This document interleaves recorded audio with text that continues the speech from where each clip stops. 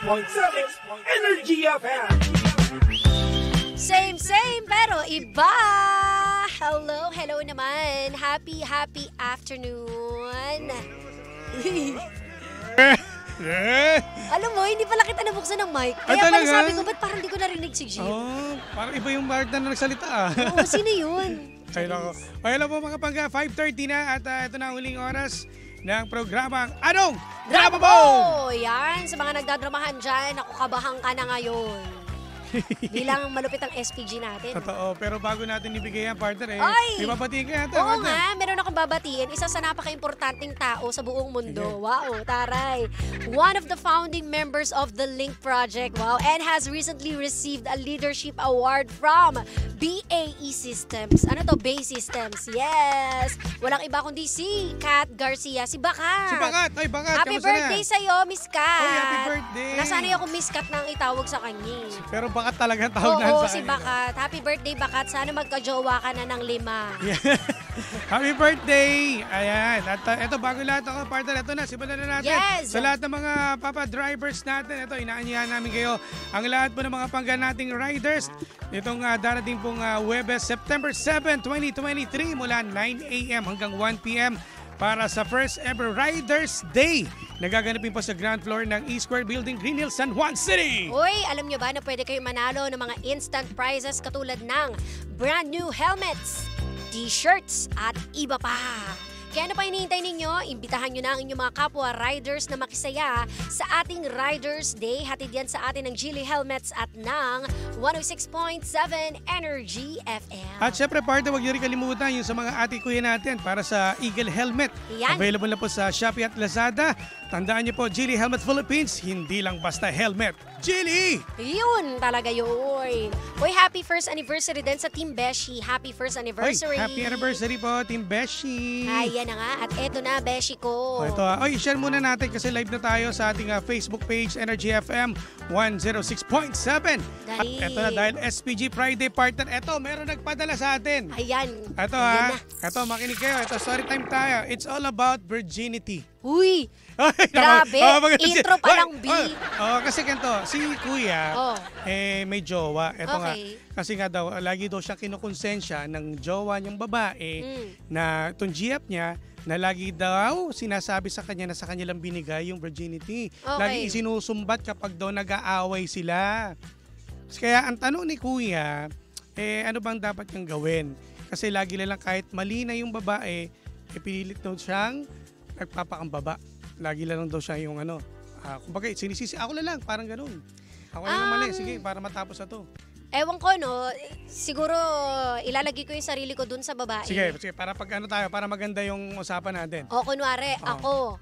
Tapos, ang lagi kong sa'yo, ang card ko lagi. Kapag nag-aaway, sasabihin ko. wala naman kasing ibang kumbaga, anything na mangyari sa isang relasyon, pag nag-aaway Oo, sila, ang lagi sasabihin sinusumbat. ko, sa'yo ko binigay yung virginity ko, tapos gaganyan ka. Ganyan yung dating niya. Okay, hindi mo ako pwedeng iwan. Binigay ko na sa'yo eh. So parang ang nangyayari kasi, sa totoo lang, si Kuya kasi, medyo naaasar na.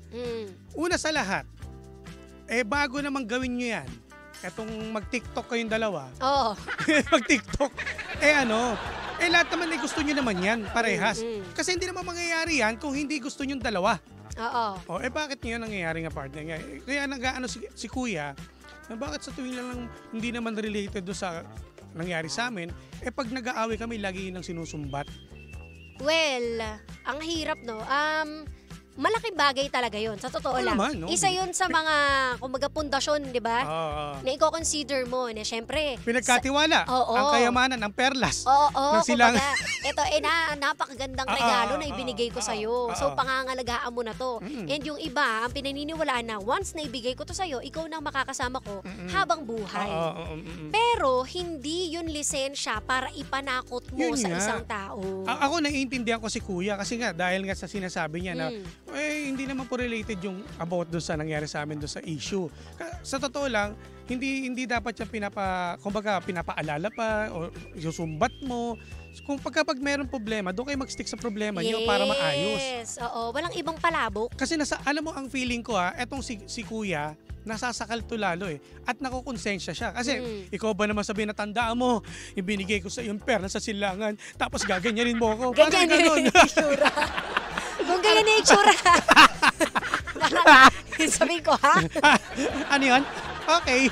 Hindi, pero di ba, ganun yung, kumbaga ako sa side na lalaki na nasasakal siguro girl Kasi di ba parang, ikaw ba man lagi masabi kada konting mali, ikaw tandaan mo sa'yo ko nang binibigay sa'yo yung Walang pinagkaiba Hindi kasi yan dapat sa ganun. yung parang laging may utang na loob system, di ba? Yung tipo, hoy, ako nagpakain sa'yo. Hoy, ako nagbigay sa'yo ng buhay. Yung ganyan, di Yung ba? mga sumbat-sumbat kasi, Oo. dyan marami na yung mayabang Parang hindi dapat, hindi talaga, hindi siya magandang ginagawa, di ba? Na ipanunumbat mo yung pagbibigay mo ng isang bagay. Wag po Cannot ganun. be. Para sa akin lang I'm so sorry ate, pero siguro 'di ba may iba namang pwedeng sabihin. Oo. Ayusin niyo yung Kung problema. siguro, in a way na pag sinabi niya, kung mahal mo ako, di ba, dapat Ayusin ayusin natin natin to. to, Tama, ganon. ganyan. It's us versus the problem. Yan, ganon. It's not you versus me. Dapat ganon. Ganon dapat. Yan ang, kumbaga, kung bilang ako si Kuya at yan ang sinabi sa akin ng girlfriend ko, maintindihan ko. So, Oo. sige, wala magmamataasan ng pride dito. So, aayusin natin yung araw na to para wala ng problema sa isang Oo. relasyon natin. Wala na. Kasi pag yan to pa rin lagi ang nangyari, tingin ko eto si Guy, baka makipag-break yan. Or pwedeng hindi na magparamdam. Kasi nga, lagi mong ginaganyan, sinasabi yan. Ang hirap nun. Tsaka alam mo yung mga ganyang bagay, depende rin kasi yan sa paniniwala, di ba? Meron kasi tayo, kunwari, papasukin mo, well, ayaw natin pag-usapan to pero yun, di ba yung may mga religion. Kumbaga, meron pinangahawakan. Yung iba nga may pinipirmahan pa, di ba? Siguro kung nandoon kayo sa aspetong yun, pag-usapan ninyo, umpisa pa lang. Pero hindi yung every time na may problema kayo, hoy naalala mo yung gift na binigay ko sa'yo. Dapat ganito ka, dapat umayon ka sa kagustuhan ko kasi pinirmahan natin to. Hindi naman pwede yung ganun. Malayo hindi magtagal ang relasyon ninyo kung ganyan lagi. Oo. Si Kuya, hindi naman magsusumbong to. Hindi naman, alam mo naman tayo kakampi sa radyo, wala naman tayo pinapanigan. Pero sa dating ni Kuya, may point siya dito. Dapat hindi dapat yung sinusumbat. Ikaw ba, gusto mo magstay Wag yung na. isang tao dahil lang sa pananakot mo? Di ba parang ekis yun na maaawa lang sa'yo or sasabihin niya lang na kasi nakakakonsensya baka kasi ganito, ganyan. Hindi. Dapat yung talagang legit.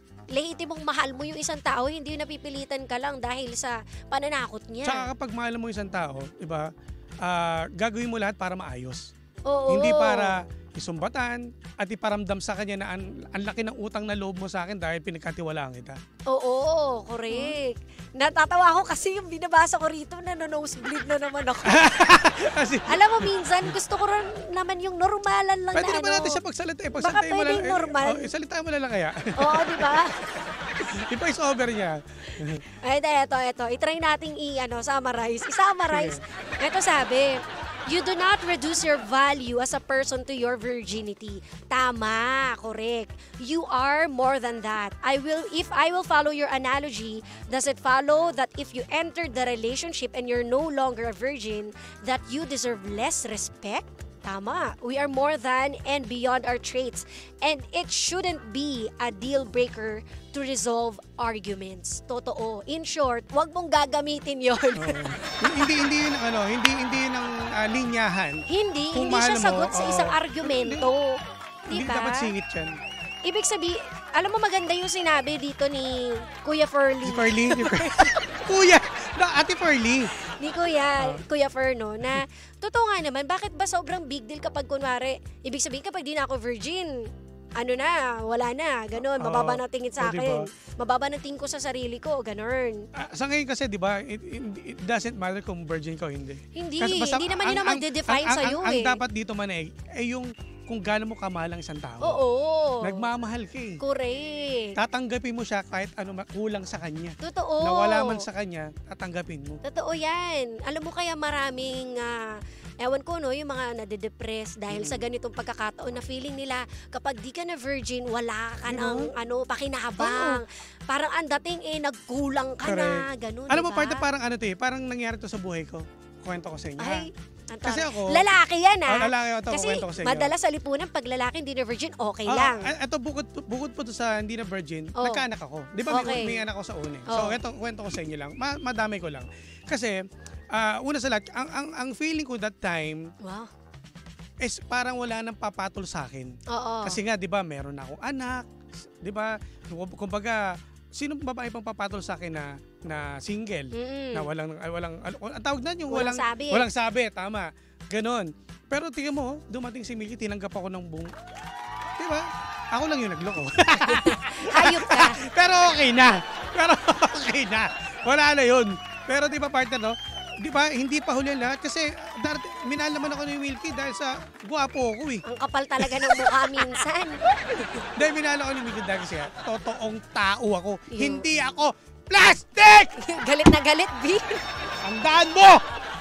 Aray naman, tumatagos. Yun yung sinasabi ko. Oo. Naiintindihan ko naman. I can relate pero wala ko anak. Malandi lang. Malandi. Basta darating Gusto na namin darating. ko sa Philippine Radio. Basta darating na Oo. may tatanggap at tatanggap sa'yo. Totoo yan, di ba? Huwag kang hindi yan ang basihan. Ewan ko no, alam mo, pangarap ko na magkaroon ng pa-seminar bilang, hindi naman ako yung napaka-importanting tao, pero gusto kong, alam mo yun, kumbaga, awareness ba sa mga kababaihan na hindi mo ikabababa kapag di ka na virgin. Kasi sobrang, ewan ko, ngayon, yung mga batang nakakausap ko na kunwari ganyan, hindi na virgin, feeling nila katapusan na ng mundo. Tapos parang wala na, parang ano na sila, wala na silbi. Correct Ganun. na, ang solusyon na lang nila magpakamatay. Alam mo yung ganun katindi, ganun kalaki yung impact, di ba? Dahil nga, nakapako pa rin tayo noon na tipo, hindi, kailangan ganito, ganyan. Kailangan mag-stick ka. Kasi iba yung mga nagsasabi kasi yung nakuha, tanda mo, wala nang ibang magmamasa kundi ako dahil ako nakauna sa'yo. Ayan. Kaya pa tumatatak sa babae, Totoo. gano'n na nangyayari. Yung mga lalaking nagsabi niyan, kumikili sana dila nyo. Malamang hindi na yung buhay. Naku, yung kilala ko buhay pa, ang taba nga ngayon Tandaan mo, tumatanda sila, mamamatay rin sila. O siya, yan ang mga pagkasana. Kuya, maayos niyo pa yan ha. At saka syempre, ikaw ang nakakaintindi at nakakaunawa, kausapin mo siya. Correct. Kaya nyo yan, Maayos guys. yan. Balikan mo kami ha. Bukas. Next week. Oo, may sumagot, Jim. Kuya, di mo kailangan mo konsensya. Una, ginusto niya yon, kaya niya binigay. Ngayon, hindi yun panakot sa'yo. Di sana, di na muna siya bumukaka, di ba? Grabe naman, B. Patama naman eh. Hindi. Real talk lang. Sabi ni Laksamana Kanlas. Real talk. Grabe, Tama. Kumbaga, hindi naman masushoot tuloy. Hindi naman mangyayari. Yung gustong mangyayari. Di ba, kapag ayaw mo. Oo. Di ba, ganun yun. Totoo. Wala tayong Nag-open legs ka, open arms ka rin. Kumbaga, para sa amin ni Kuya Jimbo, magandang bagay yan kung i-preserve nyo yan. Di ba? Kung naniniwala ka na yan napakagandang regalo na ibibigay lang sa kasal or sa tamang tao. Pero, yun nga, kumbaga, wala rin namang kaso kung naibigay mo na agad. Oo. Alam mo, sa mga ganyan na naibigay na lahat, alam mo, ang dapat, palapakan ko kayo dapat. Alam niyo bakit? Kasi nagmahal kayo ng tunay. Nagmahal ka lang naman Nagmahal ka, kaya mo binigay. Kasi nagtiwala ka. Diba? O siya, basta kami. Alis Schedule kami. ako mamaya. May schedule kami, guys. Schedule ko mamaya. O sige, salamat. Pati mo na natin bago tayo ma-exit. Sa ating mga bangga. Sila Darwin Rosel, hello. Vance Amoyan, si Dar El Aquino, hello po. And sina Rowena Yuson and Sabel de la Cruz, hello. At sa panggarin natin si Liz Felipe na nakatutok sa atin. Pa-shoutout naman. Salamat. Hello. Ang mga papa-drivers din natin, partner ha, hindi man sila makapag-chat o makapag-text sa atin, nakatutok sa atin ang mga Top of the Philippines at sa lahat ng Grab drivers at mga taxi drivers po at sa mga nasa palengke. At Papa SG, mabuhay kayo. God Mabuhay bless. kayo. Cory Natanawan, hello sa'yo. Alright. At dahil dyan, panibagong drama na naman ang hindi natin nasolusyonan, pero ating napag-usapan. Kaya masasabi ng Jim si Jan ay, anong drama mo? Susunod na, The Monarch of Philippine Radio. Siyempre, Kuya Chico! kaya walang maglilipat mga panggain. Don't forget to like, follow, and share.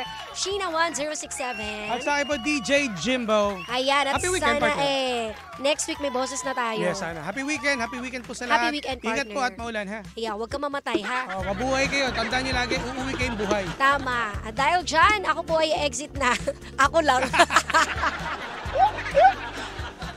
Tutok lang mga panggana. Kasama at nakapili ninyo nag-iisang pabebot na si Sheena. At ang inyong Jimbo Lizas DJ, my name is Jimbo. Uy, kawawa naman kasi. Taga-Taytay to. Si Nestor Bongay. Hello po. Oh, hello po, Ayan. ingat po. Dito lang yan sa programang Anong Drama Mo? ng number 106.7 Energy FM. Pangga, wag mo sabihing radyo. Sabihin mo!